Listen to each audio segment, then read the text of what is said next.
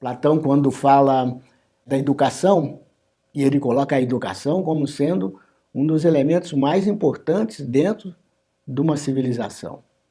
Ele coloca que a educação deveria começar primeiro pelo desenvolvimento da sensibilidade. Por isso que ele falava que primeiro se educa a alma do ser humano. E ele sugeria que fosse educado através da música. E depois se daria os outros elementos. Segundo ele, uma alma bem educada, uma alma sensível, ela pode gerar as condições para desenvolver as outras necessidades. E o contrário, não.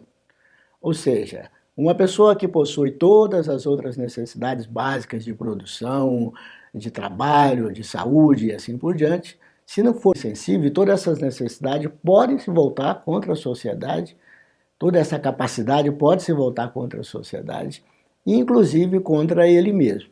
Tá? Daí que a necessidade de primeiro despertar a alma da pessoa, fazer com que essa alma seja sensível ao meio, com que essa alma seja sensível à harmonia das formas. Essa harmonia nós chamamos de beleza. E a beleza é o objeto da arte.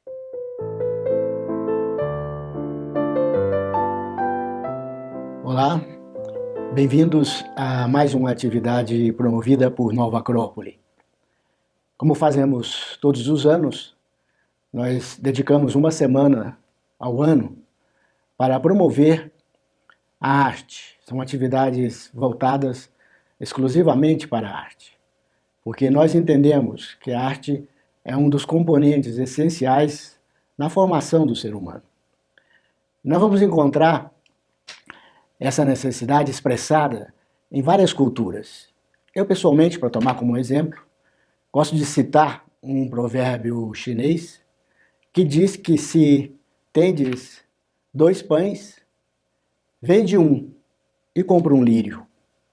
Isso mostra que a importância que dá essa sociedade ao desenvolvimento das necessidades básicas do homem, que é a alimentação, a capacidade produtiva de trabalho, entre outras coisas, esse desenvolvimento que é dado tanta ênfase na educação, também necessita ser complementado com aquele tipo de desenvolvimento que está voltado para a arte, ou seja, para a apreciação do belo. A arte, a apreciação do belo, ela requer muita sensibilidade do ser humano. E essa sensibilidade só se conquista através de um processo de educação. Essa sensibilidade que é imprescindível do desenvolvimento social. Não adianta nós termos uma educação que ensina as pessoas a fazer coisas, que ensina as pessoas a determinadas técnicas, determinadas habilidades, que torna essas pessoas produtivas, autossustentadas, mas que não tornam elas necessariamente sensíveis. Nós sabemos que uma cultura que pode ter tudo, todas as coisas básicas que nós imaginamos para o desenvolvimento socioeconômico, pelo desenvolvimento social da pessoa. Se faltar sensibilidade, esse desenvolvimento pode ser tremendamente prejudicado. Nós podemos, observando a sociedade, verificar vários momentos ou várias situações em que, embora as pessoas tenham tudo, essa falta de sensibilidade em relação aos demais, essa falta de sensibilidade em relação à vida da natureza, essa falta de sensibilidade em relação, inclusive, a si mesmo, pode desencadear uma série de fatores tremendamente complexos do ponto de vista social. Observando o mundo atual, por exemplo, há muitas nações que possuem essas condições básicas, que normalmente providas através de um processo de educação, essas condições básicas estão muito bem desenvolvidas. No entanto, há vários conflitos, há várias crises, e se percebe claramente que é devido a uma série de fatores que levam o ser humano a ser insensível ao seu meio ambiente, a ser insensível a outro ser humano e a ser insensível a si mesmo. Plutarco, quando falava de educação, não assemelha a um ato de preencher um copo, o ato de encher um jarro de água. Ele assemelha mais o ato de acender um fogo. Significa que a educação não deve agregar muitas coisas ao ser humano, O papel principal da educação é fazer com que aquilo que é próprio do ser humano, aquilo que é próprio da vida humana se desenvolva e adquira o seu esplendor. Portanto, é como o fogo, quando nós acendemos uma vela, a única coisa que ele faz é consumir aquilo que já está latente na vela, todo o seu potencial de combustão. A educação deveria fazer a mesma com o ser humano. Ela deveria puxar do ser humano aquilo que ele tem de melhor e colocar esse potencial disponível para ele mesmo e para a sociedade e para os demais seres com os quais ele se relaciona.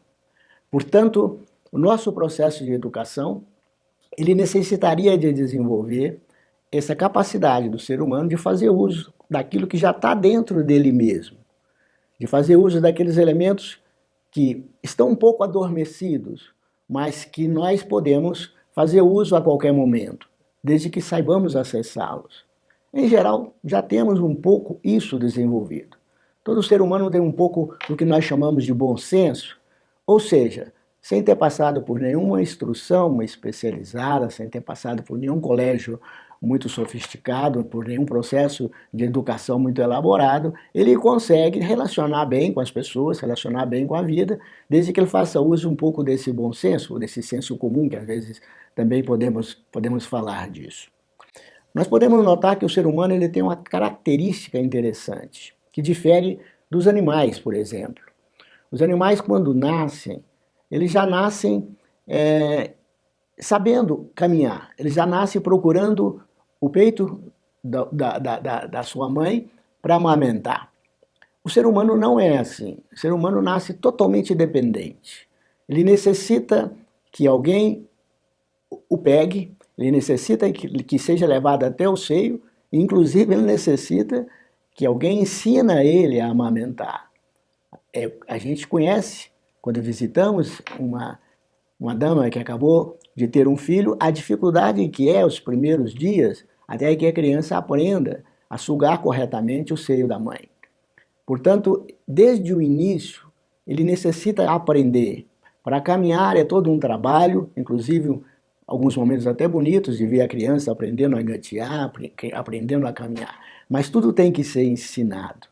E nós fazemos isso todo o processo. O tempo todo estamos ensinando a criança a amamentar, ensinando a criança a caminhar, ensinando a criança a pegar os objetos, a conseguir alimentar por sua própria conta e assim por diante. E por incrível que pareça, às vezes, o nosso processo para num momento importante, porque nós não ensinamos a criança a desenvolver determinados tipos de habilidades imprescindíveis para a vida. Por exemplo, essa habilidade de lidar com as suas próprias emoções, a habilidade de lidar com o seu temperamento, e inclusive essa sensibilidade que possibilita ele a acessar esses lugares mais profundos da alma humana, onde estão armazenados conhecimentos e elementos fundamentais para a percepção da vida e para a relação com a vida. Bom, essa minha palestra de hoje eu pretendo dar um pouco de ênfase a esses aspectos que normalmente estão dentro de nós, que mais ou menos usamos, independente de termos ou não uma formação, que é essa capacidade que nós temos de perceber a vida e as suas expressões, especialmente nesses momentos em que a vida, quando se expressa através de determinada forma, expressa com tanto esplendor que gera um momento de beleza, um momento de encantamento. Por exemplo, quando no entardecer nós olhamos um pôr do sol e com todas aquelas imagens maravilhosas de cores, de sombras e de luzes, ficamos encantados. E ficamos encantados não porque alguém nos ensinou, algo parece que entra em sintonia conosco e nos paralisa por algum momento e faz com que a nossa atenção seja toda voltada para isso. E podemos perceber que até as crianças, nos seus primeiros anos de vida, já se volta para um pôr do sol, já se volta para a beleza de uma flor. Portanto, nós podemos ver que ela tem uma certa sensibilidade àquela forma, ela tem uma certa sensibilidade à beleza. Mas essa sensibilidade às vezes só manifesta quando tem essa grandiosidade de beleza. E quando essa beleza ou essa expressão da vida ainda está muito embrionária, não se percebe claramente isso. Para entender bem essa ideia da relação que nós temos com vida, forma e beleza, e da necessidade que nós temos da sensibilidade, eu vou dar um exemplo que é relativamente simples, para que a gente possa entender aos poucos essa ideia. Quando, por exemplo, nós observamos as plantas e a sua forma de desenvolvimento, vamos notar vários períodos, várias etapas do seu desenvolvimento, com vários momentos de beleza. Assim como quando nós observamos o desenvolvimento de um ser humano, por exemplo, o desenvolvimento de uma criança, nós vamos perceber que ele está em processo de crescimento, mas todas as etapas, desde o nascimento, os primeiros anos, a infância, a adolescência, ele expressa uma beleza típica de cada período. Ele tem vários momentos de beleza, que nem sempre somos sensíveis a todos eles. Às vezes somos sensíveis somente àqueles momentos em que a beleza grita, e que a beleza encanta, e que a gente não tem como não ficar deslumbrado por tanta beleza. Se observarmos, por exemplo, o processo das plantas, são muito semelhantes. Nós podemos imaginar, a título de exemplo, que num determinado ambiente, por exemplo, conseguíssemos encontrar ou visualizar algumas sementes de rosa. Eu creio que a maioria de nós não ia conseguir identificar bem isso com a cultura que temos e com a sensibilidade que temos. E se esse ambiente estivesse um pouco desorganizado, um pouco sujo, essas sementes iriam se confundir com essa desordem, com essa sujeira e ficaria ali como algo sem nenhum valor. Nós não acharíamos nenhuma beleza presente na semente e também não poderíamos imaginar o seu desenvolvimento e o que poderia nascer daquelas pequenas sementes. Mas se passasse por ali um jardineiro experiente que visse aquela semente, muito provavelmente ele ia ficar muito atraído pela semente. Olha que beleza, uma semente de tal rosa, de tal qualidade de rosa. Ele seria capaz não só de identificar que ali tem um potencial de vida, mas de identificar até qual seria a qualidade de rosa. Assim como nós, por exemplo, com as sementes que nós conhecemos mais, saberíamos também, como a semente de um abacate, a semente de uma laranja. Nós sabemos que ali dentro está guardado um potencial de desenvolvimento de uma árvore frondosa e bonita. Mas o jardineiro, com a pequena semente, pela sensibilidade que ele tem, pelo desenvolvimento que ele tem, pela experiência que ele tem, ele consegue identificar e imaginar o esplendor da rosa que está ali dentro adormecido. Então ele, provavelmente, iria recolher aquelas sementes como a gente recolheria uma coisa de muito valor para nós. Ia guardar aquelas sementes e selecioná-las. Então ele ia verificar semente por semente e ver que algumas eram belas e bonitas e outras já estavam um pouco deformadas pelo caruncho, pelo mau desenvolvimento. Iria saber reconhecer as bonitas das feias e já iria falar para si mesmo, olha que sementes bonitas eu selecionei. Ou seja, já veria um grau de beleza naquela semente, porque ele já veria um grau de vida naquela semente. Ele já começaria a relacionar vida, a forma da semente e a beleza. Ele já seria capaz de, naquele pequeno embrião, já descobrir e já visualizar um pouco de beleza. Nós digamos que ele tem mais sensibilidade do que a maior parte das pessoas que desconhecem a natureza daquela forma. Plantando essa semente, alguns dias depois, desde que ela receba a quantidade certa de água e de calor, e seus insumos apropriados, se voltássemos ali, iríamos ver que tem um pequeno caule com algumas folhas embrionárias, alguns verdezinhos. Como toda terra fértil, quando nasce alguma coisa, nasce uma série de outras coisas juntas. Para nós, que não temos ainda muita sensibilidade com o desenvolvimento da vida de uma planta, especialmente de uma pequena roseira, seríamos para a gente tudo mato. E também não teríamos muito problema em arrancar tudo aquilo para poder preservar o espaço limpo. Mas o jardineiro seria capaz de olhar e falar, que bela broto de roseira. Deixa eu protegê-lo. Afasta ou arranca as demais ervas que poderiam matá-la. E será capaz de exclamar, que belo.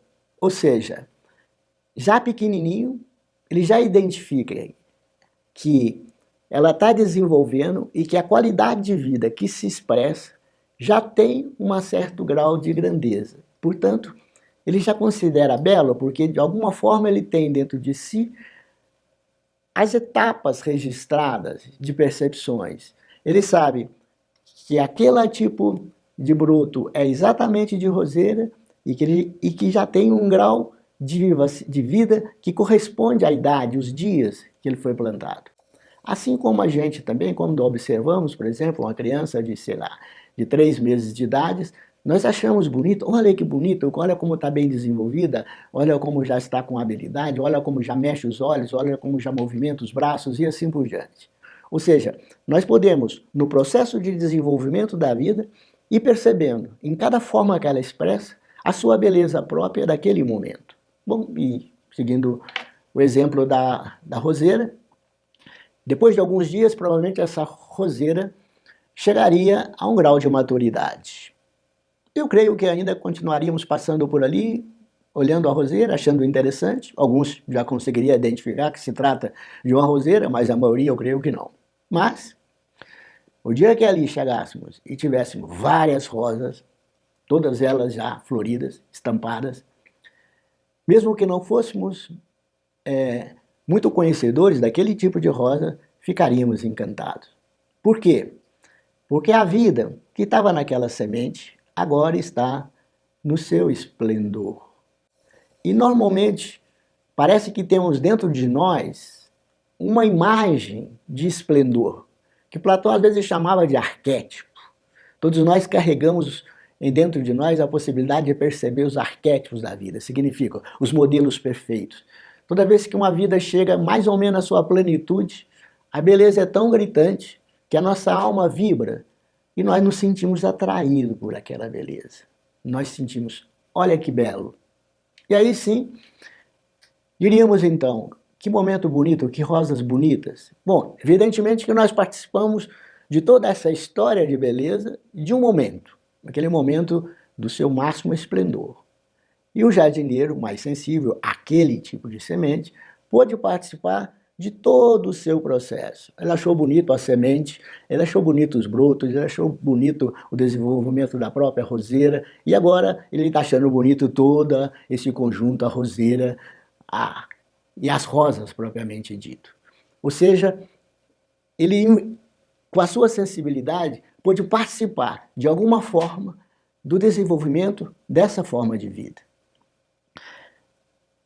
Eu creio que se fôssemos um pouquinho além disso, no exemplo, nós poderíamos verificar que no desenvolvimento da roseira, se ele tivesse falhado em algum processo, na quantidade de água, dos insumos, ou se alguma praga tivesse atacado a roseira, ele iria identificar e protegê-la.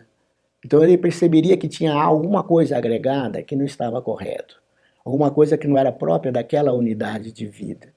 De alguma forma, ele ia começando a compreender a vida da roseira.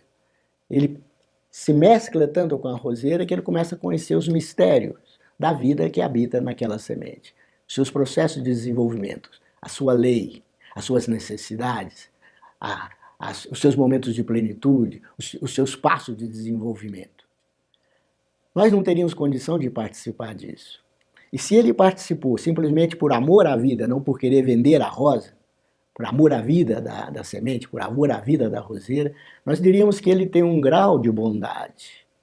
E muito provavelmente esse envolvimento profundo dele com a roseira iria despertar deles determinados tipos de curiosidades que ele poderia muito bem perguntar para ele mesmo e para a rosa. Como você consegue, do barro disforme, de uma terra enegrecida, um pouco amarronzada, fazer uma rosa branca? Como você consegue, do caos, de todo esse caos que é a própria terra, que tem muito potencial, mas está todo ele desorganizado, como uma pequena sementezinha consegue tirar dali tanto esplendor de beleza?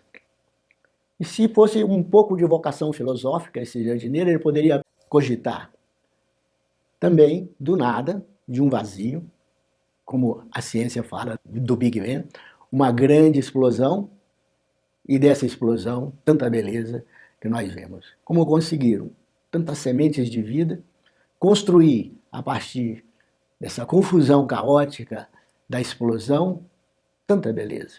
Ou seja, acompanhando o processo de desenvolvimento, vida, forma, beleza, com a sua sensibilidade e com a sua bondade, ele poderia desvelar os mistérios profundos da vida. Alguns mistérios seriam revelados para ele. Essa é a importância de termos sensibilidade à vida. De não ser como, às vezes, meros espectadores. E muitas vezes, inclusive, exploradores, que eu creio que se essa rosa tivesse da parte externa de uma casa, quando ela nascesse, as pessoas iam ficar indiferentes durante todo o processo de desenvolvimento. Mas quando surgisse a rosa, ia pegá-la, provavelmente arrancá-la e levá-la para suas casas. E mesmo lá, não teria ainda essa sensibilidade para colocá-la num jarro com água, para que ela tivesse o seu ciclo de vida completado como todo ser vivo merece. Que nós, sem sensibilidade, às vezes, nós só queremos desfrutar dessas coisas quando já estão prontas. Então nós necessitamos de desenvolver um pouco de sensibilidade da vida, desenvolver um pouco de bondade, para saber envolver com a vida, para poder fazer parte da vida. Eu vou dar outro exemplo. Nessa percepção que nós temos de vida, forma e beleza, porque eu usei algo muito estático, movimenta, mas é estático quando comparado com o reino animal. Quando nós olhamos os vegetais, eles têm seus movimentos, seus encantos, e nós conseguimos identificar esses momentos de esplendor. Mas também nós fazemos o mesmo com o reino animal. Ele também tem seu desenvolvimento e seu esplendor, com algumas características a mais que a vida se revela nesse reino e que não estão ainda colocadas no reino vegetal. Bom, todos nós sabemos o tanto que nos encanta esses filmes que encontramos na TV, que encontramos no cinema, ou há vendas aí por aí nas livrarias e lojas especializadas, que fala sobre a vida animal. E, em geral, nós nos interessamos por todos. E ficamos horas e horas desfrutando e observando determinados desenvolvimentos e determinados hábitos da vida animal. Mas eu vou tomar como exemplo, quando nós deparamos, por exemplo, com imagens como o leão, por exemplo, que nos encanta muito, eu creio que é um dos filmes mais procurados e mais vistos, quando se trata desses filmes que reflete os grandes animais, principalmente os animais mais ferozes. Talvez, também, pelo esse arquétipo de beleza que temos dentro de nós, que é gostar de ver essa beleza que Kant chamava, que a beleza, ela, quando manifesta, às vezes tem duas características diferentes. Ela tem uma característica de belo, simplesmente belo, como é o caso da flor, mas tem outro tipo de beleza que, além de belo, nos amedronta um pouco. Nós chamamos um pouco terrível a beleza. Como o vulcão, por exemplo. Ele é belo, mas ao mesmo tempo ele nos impacta com um pouco de medo, com um pouco de respeito, com um pouco de profundidade. Então esse belo ele chamava de belo sublime. Talvez o leão encanta tanto porque ele tem as duas. Ele é belo pela forma de leão e ele é belo também porque sempre nos atrai um pouco pelo respeito que ele nos impõe, pelo poder dele, pela força dele. Mas a verdade é que nós, em relação aos animais, tomando como exemplo o leão, temos um pouco essa facilidade do jardineiro, sem nunca termos visto muito o leão, nem muito convivido com o leão. Inclusive não é próprio da cultura brasileira. Mas eu tenho certeza que se pegássemos 30 exemplares de leões já desenvolvidos, grandes, e fizesse um desfile de leões para a gente, entre 10 pessoas, eu creio que essas 10 elegeria com facilidade qual é o leão mais bem desenvolvido, mais bonito. Por quê? Porque nós temos um pouco do arquétipo da vida. Na sua plenitude, ela exala a beleza. Então nós percebemos que mesmo a beleza física de um leão, mesmo que nós não conheçamos muito bem essa natureza, nós vamos saber, comparando um com o outro, qual que tem mais esplendor de vida. E nós vamos falar assim, esse é o mais bonito. Iríamos ver que alguns estão um pouco emagrecidos, outros não cresceram tanto, outros não têm tanta força, outros não têm tanto poder. Quando ouvimos o seu rugido, vamos perceber que alguns estão com um rugido um pouco mais fraco, outros mais fortes. Então, de alguma forma, aquela beleza física do leão nos encanta. Então, como ficamos encantados pelo esplendor da rosa, também ficaríamos encantados pelo esplendor da vida como se desenvolve em toda a sua totalidade num animal. E seríamos, inclusive, capazes de ver a beleza até dos filhotes de leões. É muito comum a gente ver uma ninhada, por exemplo, às vezes dos nossos cachorrinhos, ou mesmo do leão, como o caso que nós já acabamos de comentar, em que quando nascem vários, 5, 6, 7, e nós olhamos, sempre tem um que é um pouco raquítico e que a própria mãe já deixa de lado e que nós sabemos que falta vida naquele ser. Então, quando olhamos, se tivesse dado para a gente a oportunidade de escolher simplesmente só considerando a beleza, nossa compaixão que às vezes queremos fazer para acudir o mais fraco, mas só a beleza, iríamos selecionar aqueles que nós consideramos que tem mais plenitude de vida. Nós diríamos, essa forma é mais bela. E se a gente acompanhasse o desenvolvimento desses leões, nós íamos ver que nós íamos selecionando exatamente pela beleza de cada momento. Nós poderíamos dizer que cada momento tem sua beleza. E que nós temos dentro de nós um sexto sentido, ou, sei lá, como gostava de falar Platão, um certo arquétipo da vida, que nos possibilita identificar quando esse arquétipo naquele momento está presente e quando não está presente. Por quê? Parece que ressoa alguma coisa dentro de nós. E é isso que eu chamava, que às vezes, esse bom senso que temos de reconhecer muito da vida sem nunca ter tido um conjunto de instruções para aquilo, uma educação apropriada para aquele tipo de reconhecimento. Mas eu chamo a atenção para outra característica. Quando nós observamos os animais, eles têm uma certa animosidade, eles têm um certo sentido de movimento, eles têm certos hábitos, eles têm a sua própria maneira de caçar, de alimentar, de se defender, de atacar, que nos encanta. Nos encanta não somente, então, a forma física do animal, nos encanta a sua animosidade, a forma como atua. E que se quando observamos, por exemplo, um filme de animais, nós ficamos horas esperando um momento em que ele fará alguma coisa, que ele movimenta, como ele movimenta, o encanto com que ele movimenta, como ele consegue identificar onde está a sua presa, como ele consegue percebê-la, como ele fareja, por exemplo, como ele espreita, como ele se posiciona, como ele movimenta e quando ataca. E tudo isso, se fosse filmado em câmera lenta, é impressionante, porque cada movimento nos parece perfeito. Então a vida nos encanta, não somente quando floresce como a planta, que revela sua beleza de forma quase estática, mas também quando ela movimenta, especialmente nos animais que têm essa possibilidade de movimentação. Ou seja, nós queremos ver também a alma do animal, a animosidade do animal, os seus movimentos. E nós também temos um certo arquétipo. Quando olhamos o leão, nós esperamos determinados tipos de movimentos, determinados tipos de comportamentos do leão. Existe uma história muito interessante, que todos nós conhecemos, que é o Mágico de Oz, onde aparece um personagem, o leão, que falta para ele coragem. Ele passa todo o tempo, então, buscando a coragem. Eu me lembro que eu vi aquele filme, eu era criança, ficava torcendo o filme todo para o leão adquirir coragem. Por quê? Porque estava faltando algo no leão. E é exatamente isso o desenvolvimento do filme. Por quê? Porque no arquétipo que nós temos dentro de nós, o leão ele é poderoso, o leão é habilidoso, o leão é o rei dos animais, o leão é corajoso. E quando falta uma dessas características, nós percebemos que falta vida nesse leão. Ou seja, não falta vida só devido às características físicas, falta vida devido também às suas atitudes. E nós esperamos do leão uma atitude que não seja de leão. Por exemplo, se o leão começa a latir, nós vamos falar, alguma coisa está doente, alguma coisa está diferente, alguma coisa não corresponde à vida desse leão. Esse leão não é tão belo como os demais leões. Por quê? Porque as suas atitudes não são coerentes com aquilo que é próprio do reino que ele pertence, aquilo que é próprio da semente, do qual ele desenvolveu, a partir da qual ele se desenvolveu.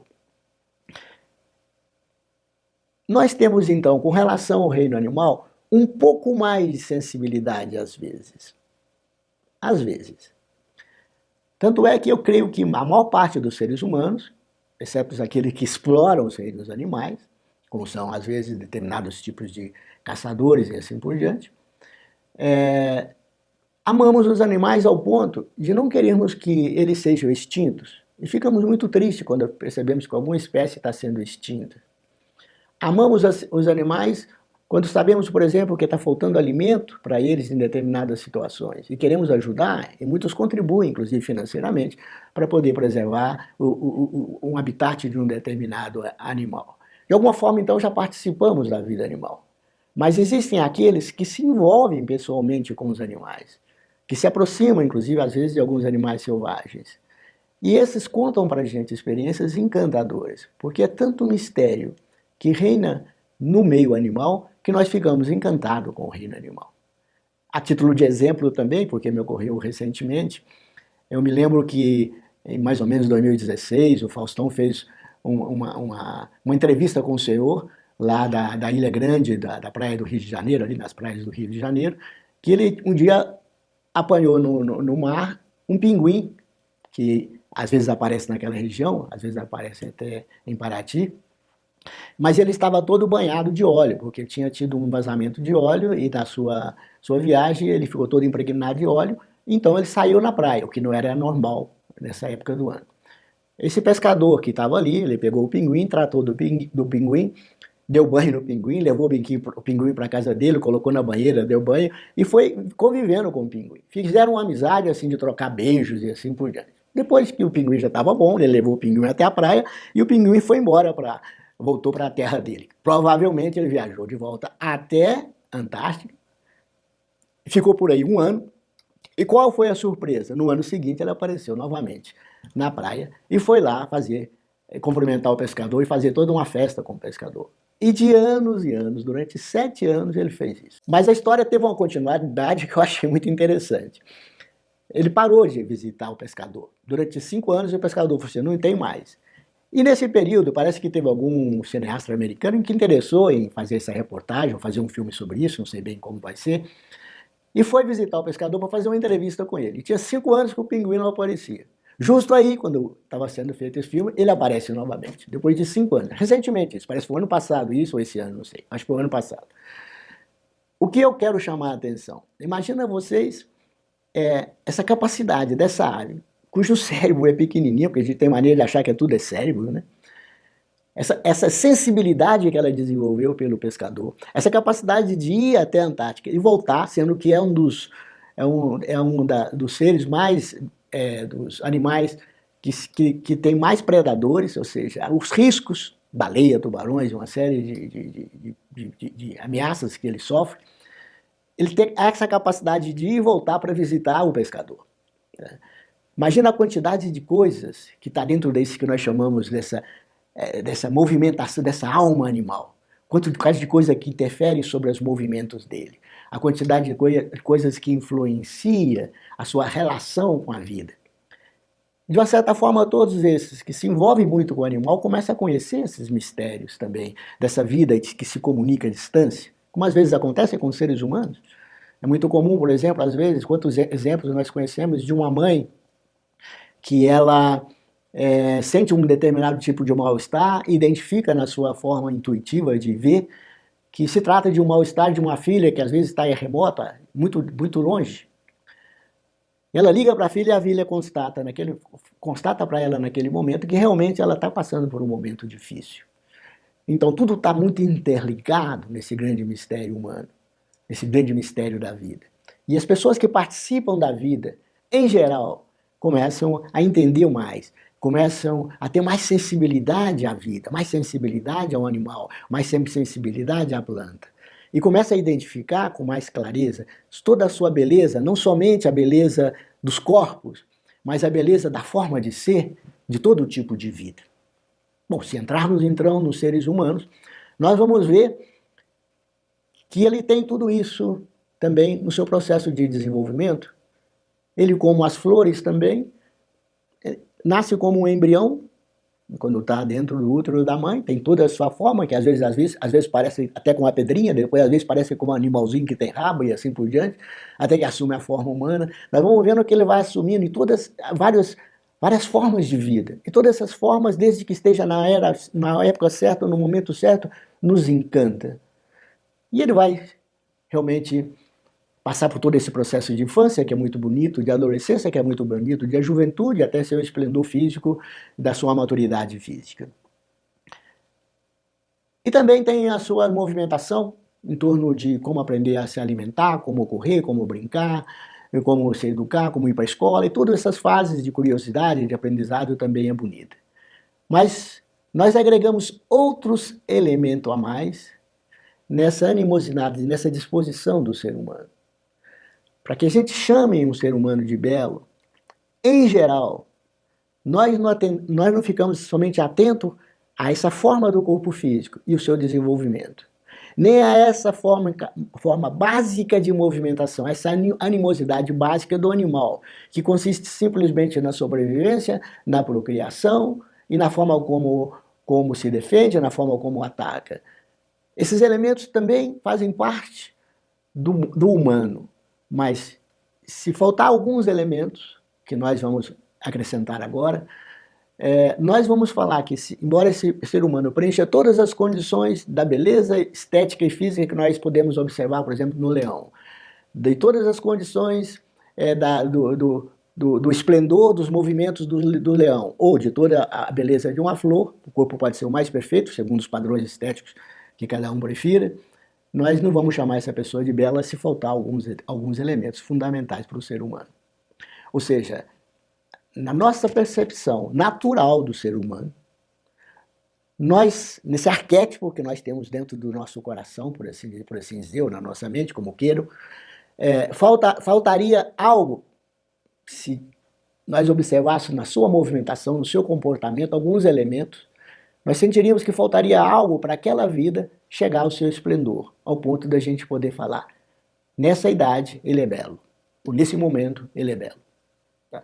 E é isso que eu gostaria de comentar, alguns só desses pontos, porque são muitos, mas pelo menos os mais importantes, só para a gente perceber que é um bom senso, não é algo que tem que ser educado, que tem que ser formado. Sim, tem que passar por um processo de educação básica como outro ser humano, mas que nós podemos identificar sem muita, digamos assim, sem muita especialização de capacidade de observar as sutilezas do ser humano. Por exemplo, nós podemos ver uma pessoa quando tem muita propriedade, muitos bens, que tem muita fartura dentro de casa, quando passa ou quando ele confronta com um ser humano que não tem nada, que está com fome, que está com dificuldade, e ele doa parte daquilo que ele tem para o outro ser humano, nós chamamos isso. Que bela atitude, que belo gesto. E temos uma certa admiração por essa pessoa. Se o contrário, essa pessoa tendo uma comida suficiente para ele e para os seus filhos, e outra pessoa que não tem nada, e esse não doa para essa outra pessoa, podendo estar diante dessa pessoa, podendo fazê-lo, nós vamos falar, que feio. Essa pessoa, esse gesto é muito feio, essa pessoa não é boa. E se uma pessoa, não tendo tanto quanto esse ser que tem muitas coisas e reparte um pouco delas, por exemplo, uma pessoa que tem somente um pão, e que quando vê uma pessoa com fome, ele abre mão da sua própria fome e alimenta a outra pessoa, prefere ver a felicidade do outro do que a sua própria, nós falamos, que encantador. Quando isso acontece, normalmente, às vezes, quando acontece algum fato parecido com esse, e que a imprensa publica, nós achamos encantador. E quando vamos falar com essa pessoa, parece que tem um pouco de luz dentro dela. A bondade parece que irradia na pessoa.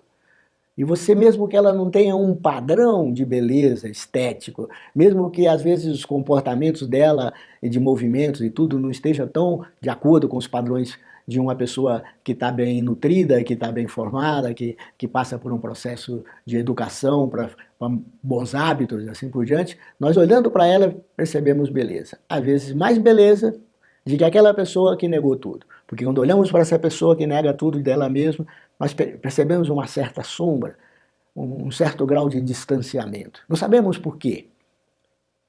Nós começamos a perceber a luz dentro das pessoas. Bom, vocês já viram também pessoas que às vezes encontram objetos. Recentemente eu fiquei sabendo de um caso, por exemplo, no aeroporto, uma pessoa daquelas que limpa o aeroporto, encontrou uma mala com dinheiro, ela foi e devolveu a mala com dinheiro, sendo que ela tinha necessidade. Por quê? Porque ela não se sente bem em ficar com uma coisa que não é dela. Porque ela sabe que o outro sofre quando perde algo. E ela não quer transmitir esse sofrimento. Esse gesto nós consideramos encantador. O gesto da honestidade. Nós consideramos encantador também uma pessoa veraz. Principalmente quando essa veracidade ela não quer mentir para enganar outra pessoa para poder ter algum benefício para ela mesma, que ela é transparente, que ela é verdadeira. Nós chamamos que pessoa encantadora. Quando, por exemplo, observamos uma pessoa que tem muita sensibilidade, ela passa perto de algo bonito, ela percebe e ela quer contemplar, ela quer ver, às vezes ela quer corrigir alguma coisa, ela quer limpar para que aquilo se destaca mais, ela quer participar. Quando percebemos que uma pessoa percebe quando o outro está sofrendo, quando percebe que o outro não está gostando da forma como ela está falando e muda a forma de falar, ou seja, como ela é sensível ao meio, quando ela é sensível à vida, nós falamos que pessoa bonita. Agora vocês imaginam se nós reuníssemos todas essas coisas que nós achamos bonitas numa pessoa só. Outro exemplo, por exemplo, uma pessoa que tem um grau de sabedoria. Não um grau de sabedoria que ela usa para beneficiar a si mesmo, mas um grau de sabedoria que ela usa para poder interagir com a vida de uma forma mais harmoniosa. Porque uma pessoa, por exemplo, que tem um grau de sabedoria, como a gente às vezes conhece muitos, eu gosto de contar um caso mais assim de figuras de quadrinho, mais para não atingir nenhuma preferência de ninguém, que é o caso do Batman, né, com o Coringa, que é seu grande inimigo. O Coringa ele tem uma sabedoria enorme, ele conhece tudo, mas ele utiliza para o mal, para o benefício próprio, e sempre está tentando prejudicar as pessoas com o conhecimento que ela possui, tentando explorar as pessoas através do conhecimento que ela possui. E nós falamos, que feio, e às vezes até mesmo nesse caso, que marginal, que bandido, ou seja, que coisa feia é esse caso. Por quê? Porque está usando seus poderes, seu conhecimento, para poder tirar a vida das pessoas, prejudicar as pessoas, para poder beneficiar somente a si mesmo, ou seja, um grau altíssimo de egoísmo. Agora imagina que se nós possamos imaginar uma pessoa generosa, humilde, bondosa, sábia, ou seja, parece que todo o esplendor, então, do ser humano irradiou e toda a sua animosidade, toda a sua disposição, todos os seus movimentos reflete esse seu esplendor. Assim como a rosa, então, tem uma semente que ela vai desenvolvendo, a semente da rosa, vai desenvolvendo até chegar ao esplendor da rosa, assim como o feto de um animal vai desenvolvendo até chegar ao esplendor da sua espécie, inclusive em hábitos, assim o ser humano também tem uma semente. Ele tem uma semente que, segundo falam algumas tradições, está no coração do ser humano. Cristo fala que é como uma semente que mora no coração do ser humano e que essa semente tem que ser desenvolvida. Essa semente vai crescendo e vai produzindo os seus corpos, o desenvolvimento dos seus corpos, os seus hábitos mais básicos, como acontece com os animais, e depois o esplendor humano, que são, quando a vida humana para antes de desenvolver aquele esplendor, nós falamos feio. Mas quando ela atinge esse esplendor e começa a manifestar a beleza própria da semente humana, nós falamos que maravilhosa. Não necessariamente pela beleza do corpo físico, não necessariamente pela sua realização social, mas pela sua plenitude de beleza. Nós chamamos que belo. E todos nós, às vezes, temos um arquétipo dessa beleza. Às vezes projetamos esse arquétipo. Daí nascem essas figuras que nós conhecemos dentro de toda a religião. essas figuras que nós idealizamos como Cristo, Buda, Maomé, assim, como símbolo da perfeição, que todos querem chegar a esse esplendor. Parece que nós precisamos disso, de ver os arquétipos humanos expressados para ver que nós podemos também chegar a essa plenitude de beleza, essa plenitude de vida, essa plenitude de realização. Porque quando nós conseguimos expressar tudo isso que está em desenvolvimento em nós, nós temos essa sensação que não nos falta nada, que o momento presente contém todas as coisas, que o momento presente está totalmente preenchido, que nós não necessitamos nada, simplesmente ser nós mesmos na sua plenitude. Essa plenitude talvez seja um pouco utópica, porque estamos ainda em processo de desenvolvimento do ser humano. Mas um grau de plenitude, eu creio que todo ser humano, quando realiza, ele tem um grau de felicidade. Ele não tem essa sensação de carência, de falta algo. Ele não tem essa sensação de angústia, de ansiedade, de medo. Por quê? Porque parece que tudo que ele necessita, ele tem. Ele tem a coragem própria do ser humano. Ele tem a beleza própria do ser humano. Ele tem a sabedoria própria do ser humano. Ele tem a generosidade própria do ser humano, ele tem a bondade própria do ser humano. Então toda a vida está movimentando plenamente no momento presente. Ele não é só capaz de harmonizar, então, aquilo que ele pensa, aquilo que ele sente, as suas motivações e aquilo que ele faz. De tal maneira que ele é capaz de sentir esse fluxo da vida. Pensamentos, sentimentos, motivações e atos.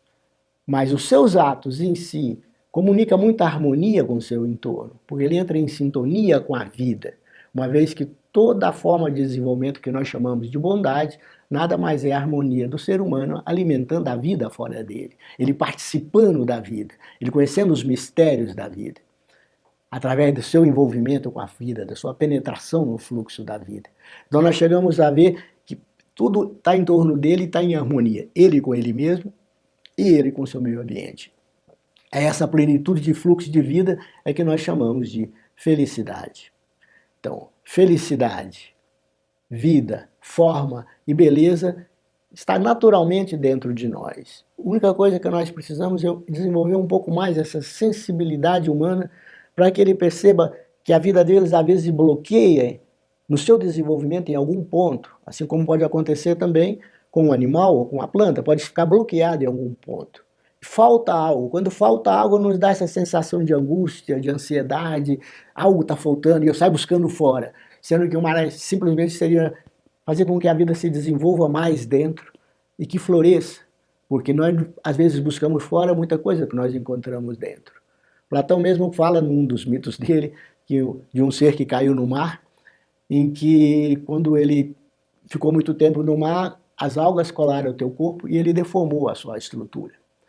Quando ele saiu do mar, que ficou diante de um espelho, e que ele olhou no espelho, ele achou a imagem dele horrorosa.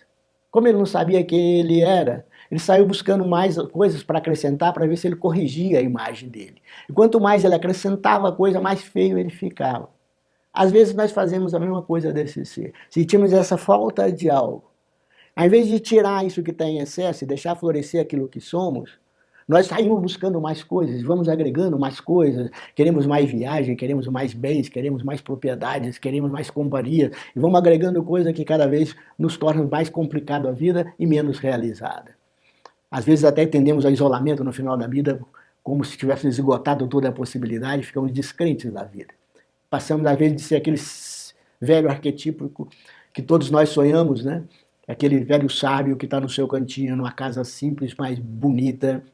Não bonita porque tem riqueza, mas bonita porque tem bom gosto, tem detalhes de higiene, detalhes de pequenas florzinhas, detalhes de vasos. E ele está ali repleto de si mesmo e feliz. Com pouco espaço, porque tem tudo dentro de si. Com pouca necessidade de conhecer, porque já sabe muito sobre a vida, já conhece o que é necessário para ele. O que precisamos, então? Um pouco de sensibilidade, um pouco mais de sensibilidade em relação a nós mesmos, um pouco mais de sensibilidade em relação à vida. A vida vegetal, a vida animal, fundamentalmente a vida humana. E que é o que eu desejo nessa semana da arte que estamos promovendo para todos vocês que me assistem. Que no dia a dia de cada um, vocês encontrem essa oportunidade de conseguir fazer com que a sua forma de ser, a sua forma de agir, a sua forma de falar, revele todo dia um pouquinho mais de vida, um pouquinho mais de bondade, um pouquinho mais de generosidade, um pouquinho mais de humildade, um pouquinho mais de beleza, essa beleza que nós admiramos tanto quando vemos num ser humano, para que você possa ter um pouco mais de plenitude.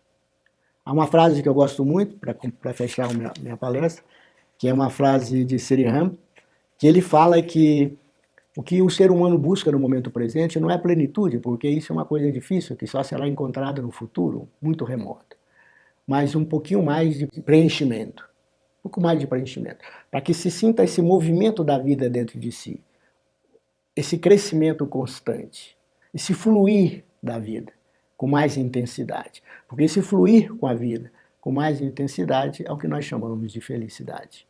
Um pouco de felicidade para todos no seu momento cotidiano. Muito obrigado.